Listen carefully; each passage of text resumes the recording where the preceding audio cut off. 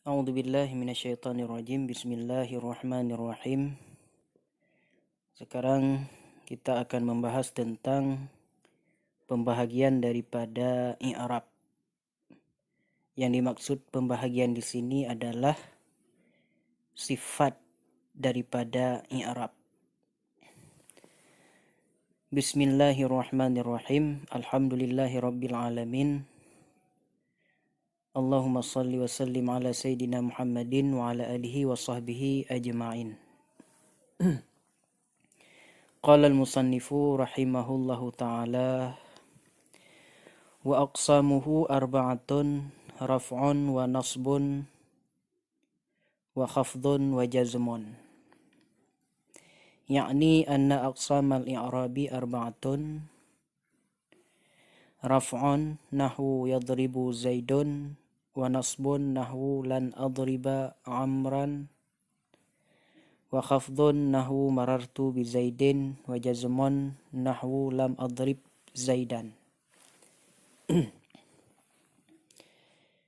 Dan pembahagiannya i'rab itu ada 4.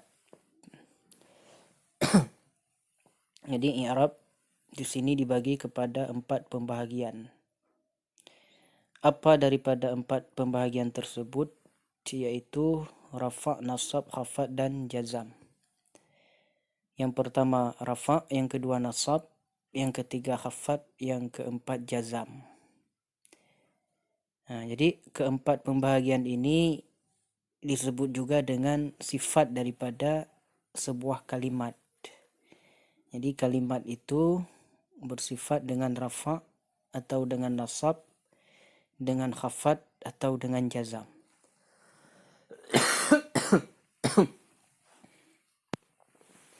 Yakni menghendaki oleh musannaf anna aqsamal i'rabi arba'atun.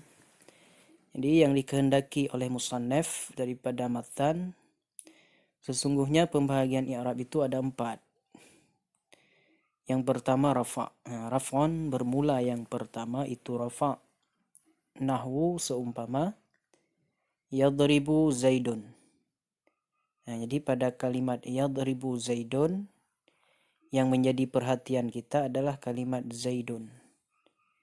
Zaidun adalah kalimat yang dirafa'kan. Nah, adapun tanda rafa'nya adalah dhammah. Jadi zaidun di sini contoh daripada rafa'.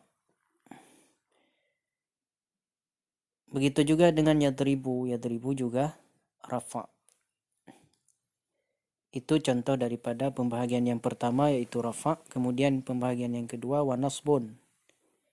Nahwu seumpama. Yang kedua nasab seumpama lan adriba amran. Tidak aku memukul akan Umar. Jadi adriba berbaris nasab adalah kalimat yang nasab. Amran juga nasab. Nah, jadi kalau rafa' tadi berbaris bengkok yadribu dan zaidun, itu rafa'. Kalau nasab adriba dan amran, itu berbaris fathah. Wa hafdun, dan yang ketiga hafad. Nahwu maratu bi zaidin. Nah, jadi di sini yang menjadi perhatiannya adalah zaidinnya, bukan pada marartu.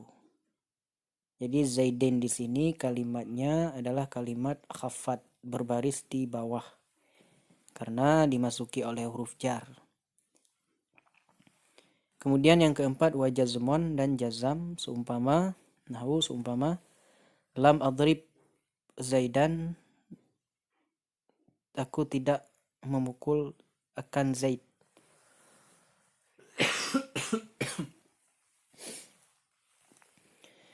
Nah, di sini boleh kita lihat kedua kalimat yaitu adrib, satu kalimat yaitu kalimat Zaidan, bukan salah, yaitu kalimat adrib. Perhatian kita pada kalimat adrib. Nah, di sini adalah berbaris jazam adrib karena masuk huruf jazam yaitu lam, tidak boleh dibaca dengan lam adribu, lam adribi, lam adriba, akan tetapi dengan lam adrib.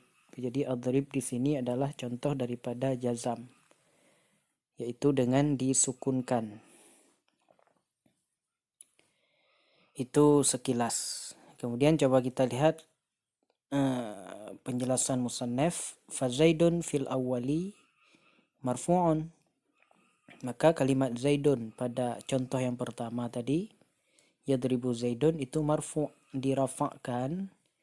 Dengan apa dia rafa'? Bi yadribu, dengan ada fi'il yadribu, sedangkan zaidun jatuh sebagai fa'ilnya. Ala annahu fa'iluhu, di atas bahwa sungguhnya kalimat zaidun tersebut merupakan fa'ilnya yadribu. Wa adriba fisani fi'lun mudhari'un mansubun bilan. Dan adriba yang ada pada contoh yang kedua, yaitu lan adriba, itu adalah fi'il mudhari' yang dinasabkan. Jadi dia di situ nasab. Dengan apa dinasabkan? Dengan ada huruf lan. Lan yang bertugas menasabkan fi'il mudhari'. Jadi setiap masuk huruf lan, maka fi'il mudhari' itu adalah dinasabkan. Wa amran mansubun bi adraba ala annahu maf'uluhu, dan kalimat amran pada juga masih pada contoh yang kedua, itu juga berbaris mansub, berbaris nasab. Nasabnya dengan ada kalimat adriba di atas bahwa sesungguhnya dia adalah maf'ul daripada adriba. Jadi amran menjadi maf'ul daripada adriba. Nah, jadi kalau hukum maf'ul itu dibaca dengan nasab. Wa zaidin fis salisah majrurun bil ba, dan kalimat zaidin pada contoh yang ketiga itu dijarkan, dibaris dibawahkan bil ba'i, dengan ada masuknya huruf ba, yaitu ba huruf jar. Maka dibaca dengan bi zaidin. Wa adrib fir rabi'ah, fir rabi' fi'lun mudhari'un majzumun bilam. Kemudian kalimat adrib pada contoh yang keempat itu dijazamkan. Itu adalah fi'il mudhari' yang dijazamkan. Dengan apa dijazamkan? Dengan adanya huruf lam. Ya, jadi di sini mudah-mudahan dapat dipahami. Adapun tentang masalah huruf lan tadi dan huruf lam, oleh musannaf di sini menjelaskan lan dan lam itu huruf apa? Walan tusamma harfu nafyin wa nasbin wa istiqbalin. Jadi lan ini dinamakan dia sebagai huruf nafi, huruf nasab, dan huruf istiqbal. Jadi lan ini ada 3 penamaan sekaligus. Lan disebut sebagai huruf nafi, huruf nasab, dan huruf istiqbal. Kenapa? Jadi diberikan 3 nama ini menurut tinjauan masing-masing. Dari satu sisi, dari satu segi diberikan dia nama nafi karena alasannya demikian.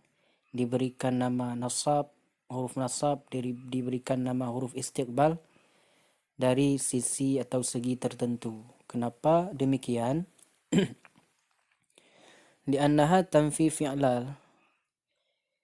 Kenapa dinamakan huruf nafi? Karena lan tersebut bertugas menafikan fi'il. Jadi fi'il yang pada mulanya isbat dinafikan dengan adanya huruf lam.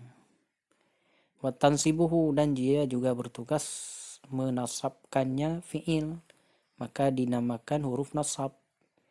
Diberikan nama huruf nafi karena menafikan fi'il, diberikan nama dengan huruf nasab karena menasabkan fi'il. Wa tusayyiruhu mustaqbalan, dan lan ini juga bertugas menjadikannya fi'il berzaman mustaqbal, maka dinamakan dia sebagai huruf istiqbal. Kemudian lam, walam tusamma harfu nafin wa jazmin wa qalbin. Ternyata lam ini juga ada 3 penamaan, ada 3 nama bagi huruf lam. Dan bermula lam itu dinamakan akan huruf nafi dan huruf jazam dan huruf qalab. Walam tusamma harfu nafin wa jazmin wa qalbin. Jadi 3 penamaan. Huruf nafi, huruf jazam dan huruf qalab. Kenapa? Di annaha tamfil fi'la wa tajzimuhu. Karena lam ini dia bertugas yang pertama menafikan fi'il, maka dinamakan dia sebagai huruf nafi. Wa tajzimuhu, dan bertugas menjazamkan fi'il, maka dinamakan dengan huruf jazam. Wa tuqallibu ma'nahu fayasiru madhiyan, dan juga bertugas membalikkan maknanya fi'il, maka menjadi ianya fi'il mudhari' akan sebagai fi'il madhi. Jadi awalnya fi'il mudhari' ketika dimasuki huruf lam dia berubah dari zamannya hal atau istiqbal. Ketika dimasuki oleh huruf lam maka berubah zamannya menjadi zaman madhi.